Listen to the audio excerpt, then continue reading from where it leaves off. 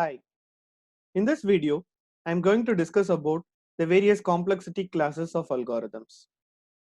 This is a major research area which is quite difficult to understand, but I have made it as easy as possible. There are four classes basically: P class, NP class, NP complete and NP hard. In this video, we are going to discuss about P class and NP class problems. Before getting into what is P class and what is NP class, let us go for some basic things. Let us know what is a deterministic algorithm and what is a non-deterministic algorithm. Suppose I have an algorithm with me. For any given input, if I am getting a corresponding output, at every instance I am giving that input, that is a deterministic algorithm. Suppose I am giving an input 1, okay, and if I am getting an input of 5, output of 5 out of that algorithm, every time I give the value 1, the output should be 5. That is a deterministic algorithm. That is, the output will be determined. Whereas a non-deterministic algorithm, for every input that I give, at every instance it will give a different output. For the same input, but at different instances, it will give different output. Okay. So let us see that with the help of an example. Suppose in my deterministic algorithm, Q0 is a particular state.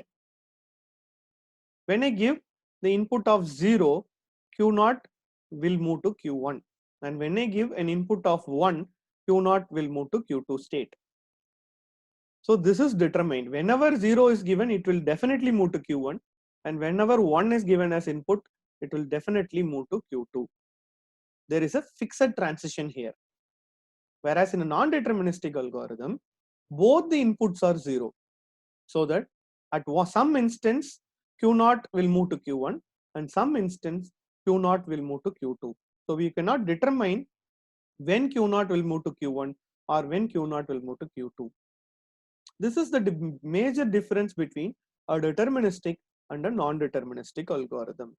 You need to be very clear with the difference between deterministic and non-deterministic algorithm. Normally, deterministic algorithm can solve a problem in polynomial time. They solve the problem in polynomial time. And non-deterministic algorithms solve the problem in exponential time. Right. So let us see the various classes of algorithms. This is a topic which we have studied at the beginning of starting the algorithm course. Anyhow, we'll go for a small recap on the various classes of algorithms. The first one is the logarithmic class, where all bases will have the same growth rate.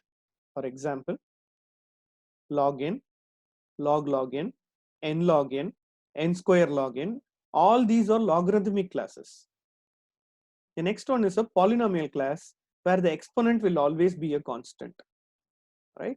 So theta of 1, that is constant time, theta of n power 0.5, n square, n cube, see, the exponent is always a constant.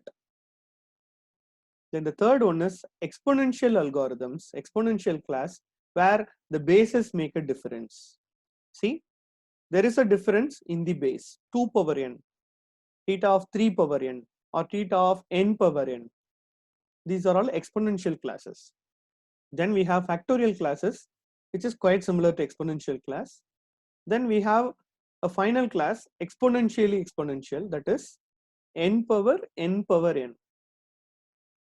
We have a base for which we have an exponent, and for that exponent we have another exponent. That is what exponentially exponential.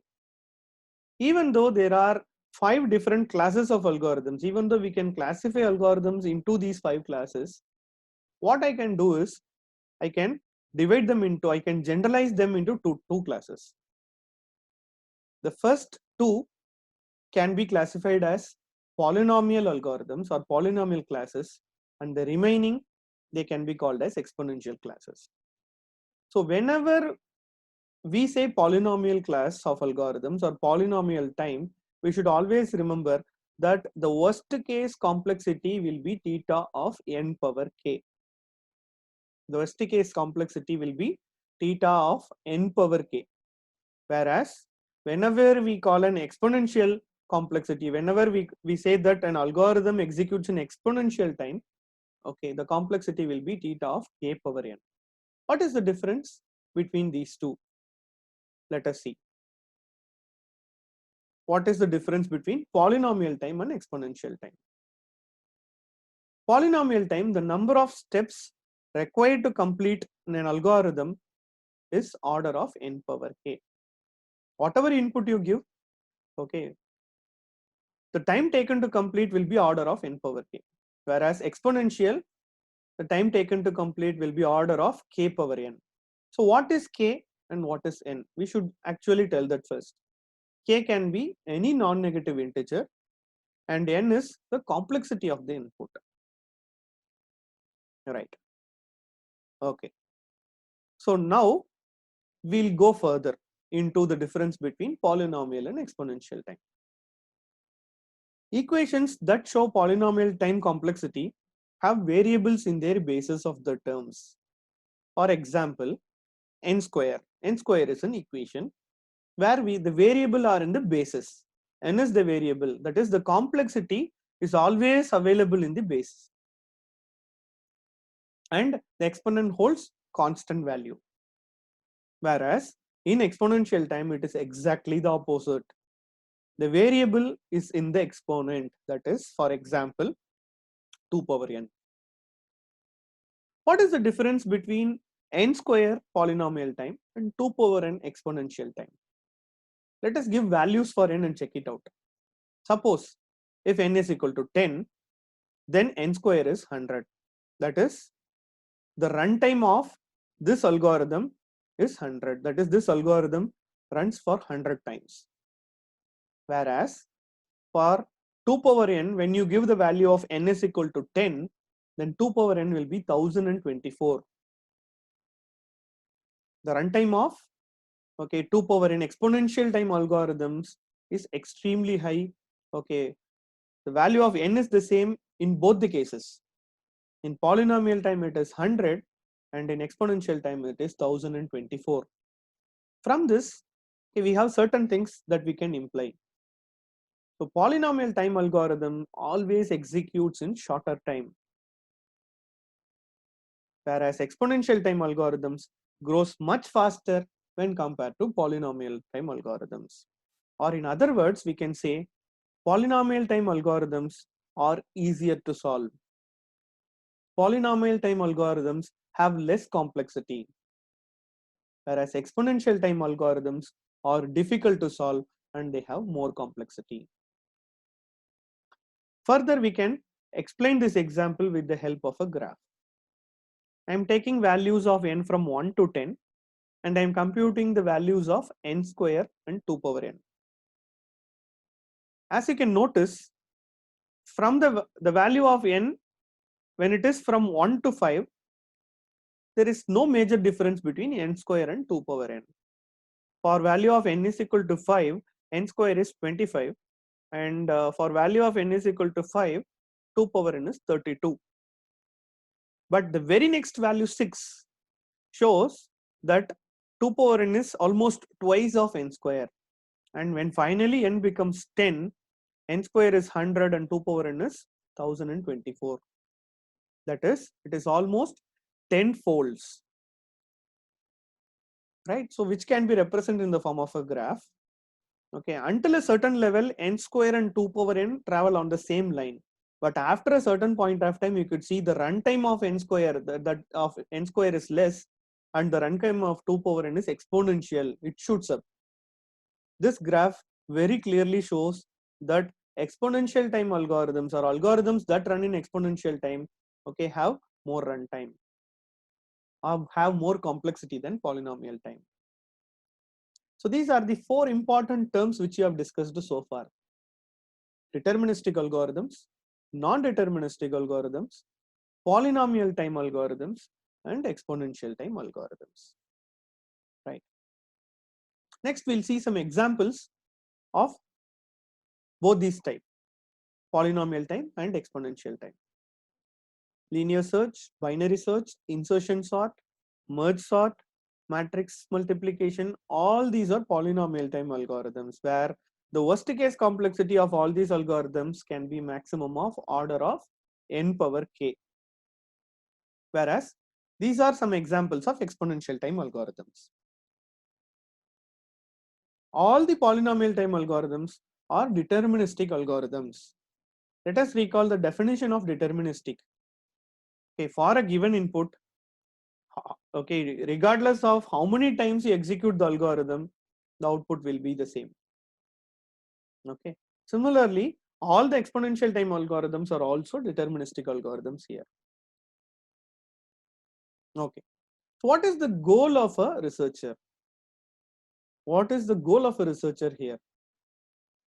Suppose the goal of a researcher is to take a problem in exponential time and to try to solve that problem in polynomial time.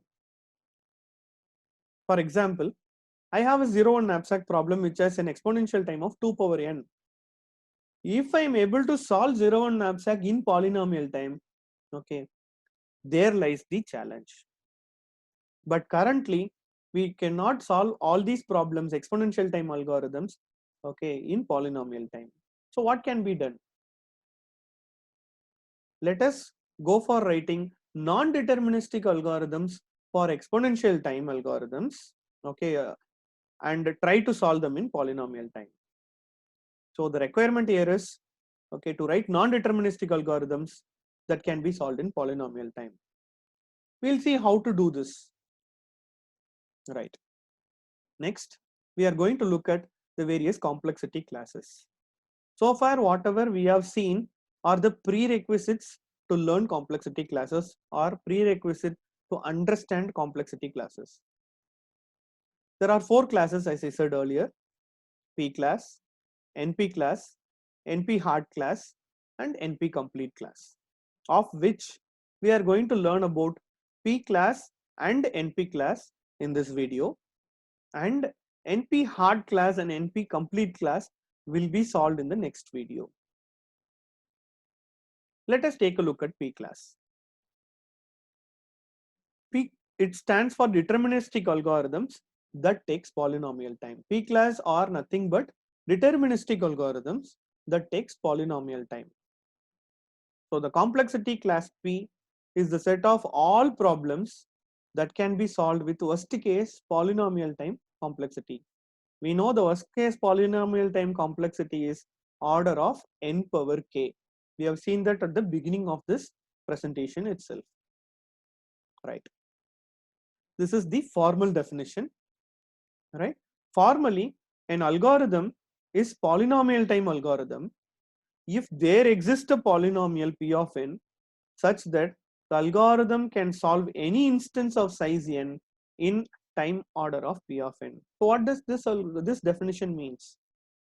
Irrespective of the size of n or irrespective of the input that which is given to the algorithm,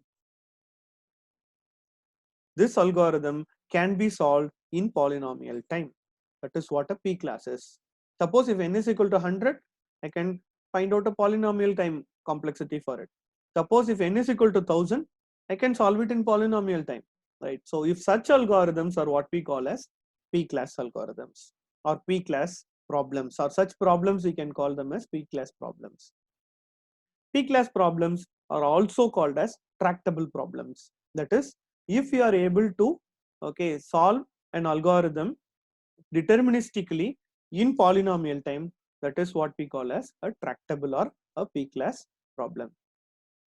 Right. What are the characteristics of P class? There are 2 characteristics. When we have a problem, if you are able to solve the problem in polynomial time, that is one important characteristic.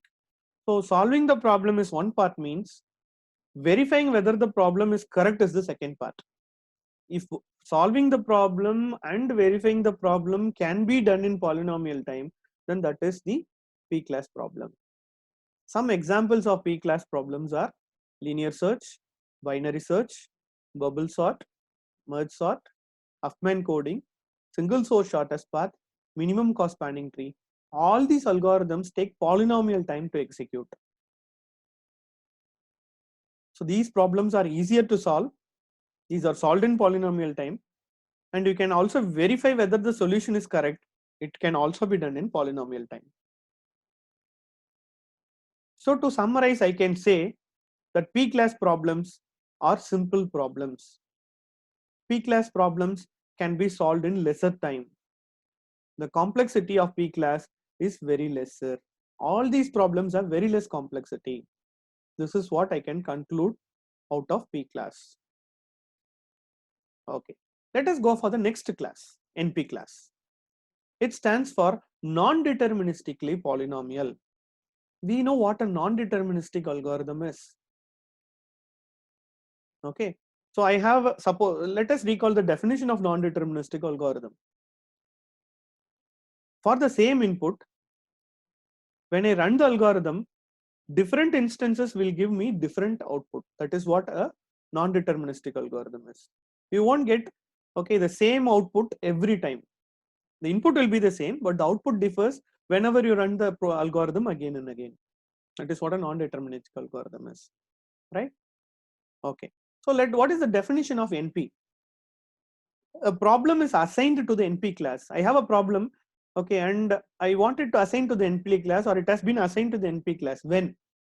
If it is solvable in polynomial time by a non-deterministic algorithm. Suppose I have a 0-1 knapsack problem, okay, that has exponential time complexity, right? So what I can do is I can write a non-deterministic algorithm for 0-1 knapsack and say that it can be solved in polynomial time. And always remember, P class is a subset of NP class. All these, keep in mind, I'll explain to you each and every single point here. How to write a non-deterministic algorithm for an exponential time algorithm like 0-1 knapsack, I'll explain to you. These are the two important characteristics of NP class. The first characteristic is it can be solved in polynomial time only by a non-deterministic algorithm, only by an unsure algorithm. And the solution that I have obtained can be verified in polynomial time. What it is? What are these two characteristics? How do we understand these two characteristics? We'll do that with the help of two classic examples. Before that, we'll tell the other name of NP class is intractable. Right. So how do we understand the characteristics of NP class? The first classical example we are going to take here is Sudoku. A Sudoku problem is very difficult to solve. This is the first characteristic of NP class, right? It is very difficult to solve. And it executes in exponential time basically. But if I am given the solution of Sudoku, that can be verified in polynomial time. Going back to the characteristics, it is solved in polynomial time by non-deterministic algorithm, right? But here we are discussing about deterministic algorithms, but the solution is easily verifiable in polynomial time. See, if I am writing a deterministic algorithm, it takes exponential time to solve the Sudoku problem. Okay, but if I am writing a non-deterministic algorithm, I can solve it in polynomial time. But non-deterministic algorithms are very unsure algorithms, right? But if I give you the solution of Sudoku, okay, you can verify that the solution is correct. That verification can be done in polynomial time. Such problems are called as NP class problems. Another beautiful example is the Rubik's Cube. See, it is difficult to solve. And if you are solving it with the help of a deterministic algorithm, it executes in exponential time. But given the solution, you can verify that the solution is correct or not in polynomial time. How do you verify in Rubik's Cube? If each and every face of the Rubik's Cube has the same color, then okay, you can very easily tell that the problem solution is correct. And this verification can be done in polynomial time. But the problem cannot be solved, okay, in polynomial time by a deterministic algorithm. Right. In the next example, I'm going to show how to write a non-deterministic algorithm. So I have a problem statement with me. I have an array A where I'm going to search for an element key. I have an array where I'm going to search for element key. If the key element is found in the array, okay, it will return success, or else it will return failure. Right? I'm going to search a key element in an array. Okay, if the element is found, I will return it as success, and if the element is not found, I will return it as failure.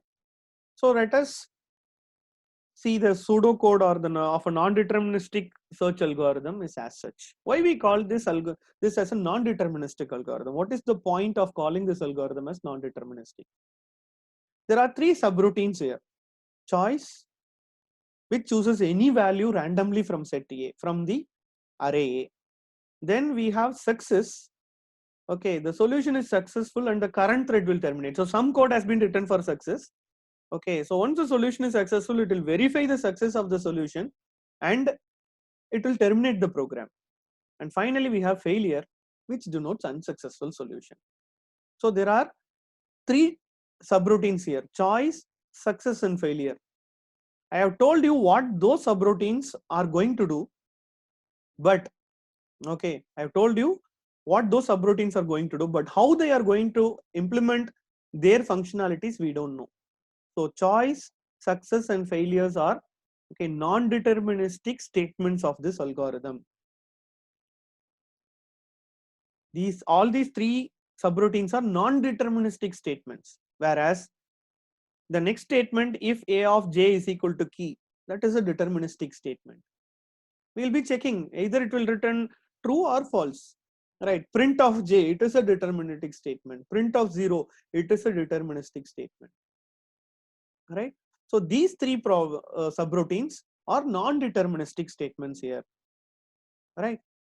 Okay. So what I'm going to assume here is, I'm going to assume that choice will take order of 1 time to execute. Success will take constant time to execute. Failure will take constant time to execute. I'm making just these as assumptions. Okay, these three subroutines are called as magical statements or magical subroutines. I have no proof of that these statements will be executed in constant time. But what I am doing is I am assuming that these statements can be executed in constant time. So when I make this assumption, what happens? The overall complexity becomes polynomial. So I am writing this non-deterministic algorithm and keeping the problem open to everyone who is solving this problem. Tomorrow, someone else may find the solution or may prove that choice of a comma n can be solved in constant time. Success can be solved in constant time. Failure can be solved in constant time. So what happens if all these can be proved by someone else in the future? Then the non-deterministic algorithm becomes a deterministic algorithm. And the complexity of the algorithm is reduced from exponential to polynomial. That is what is given here. This is a non-deterministic algorithm and I have solved it in polynomial time. But anyhow, I don't have any proof of choice, success, and failure. Right?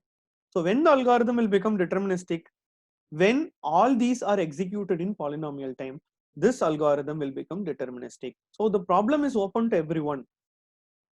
In future, if some researcher could prove this, then the non-deterministic algorithm becomes a deterministic algorithm. So let us go for a summary of P and NP problems. P and NP class problems. NP class problems are hard to solve, easy to verify, and they take exponential time. We know that. So NP can be represented as such. This oval represents all NP class problems. Okay, within this oval, we can put all NP class problems. That is, all problems that are difficult to solve, you can put it as part of this NP set. P class problems are easy to solve, easy to verify, and they take polynomial time. And I'm going to put P as part of NP. What does this actually mean? What does this actually mean? Those problems that are now in P were once in NP. Sorting, searching, whatever problems, a single source shortest path, all these were in NP at one point of time. but certain researchers found out that those algorithms can be solved in polynomial time. That means as more number of problems, okay, are solved in NP, that are in NP are solved in polynomial time, the size of P will gradually increase. So we can say that P is a subset of NP. P is a subset of NP. Once again, I'll tell you, NP problems are hard problems. They are difficult to solve. P class problems are easy to solve. Why I am putting P inside of NP is that, okay, at earlier times or at some point of time, okay, all problems were in NP. But as we started solving those problems in polynomial time, P class started into existence. So the more number of NP problems you solve, the more the size of P class will be. P class will start growing and NP class will start reducing, right? Now we have one important discussion here. What will happen if P is equal to NP? If I could prove that P is equal to NP, what can happen? So P class problems are simple problems that can be easily executed. NP class problems are hard problems that takes more time to execute. If P is equal to NP, what are the advantages? Transportation problems, scheduling problems, human DNA structure, everything you can solve it very easily. But there is one major disadvantage. The security vulnerability increases. The strength of any cryptographic algorithm lies in its complexity. So all cryptographic algorithms are NP problems. If they can be converted to P problems, naturally security will become a vulnerability. There is no security at all. There is no complexity. Without complexity, we don't have security at all. Right? So this is a major disadvantage. If P is equal to NP can be proved. Okay. Let us go for the next scenario also. If P is not equal to NP can be proved, what will happen? There are certain problems that can never be solved at all. That is, okay, we cannot solve transportation problems in shorter time. We cannot solve scheduling problems in shorter time. Okay, we cannot find out, okay, the cure for cancer in shorter time. The human DNA, if you are able to solve the complexity of human DNA structure in shorter time, you can produce a cure for cancer also. These are all the disadvantages of P is not equal to NP. If it can be proved that P is not equal to NP, these are all the disadvantages. What is the $1 million question here? Is P is equal to NP or is P not equal to NP? The question still remains. If anybody could prove either of these, then you will be answering the $1 million question. In the next video, we are going to discuss about the remaining two classes, NP hard and NP complete class. Thank you.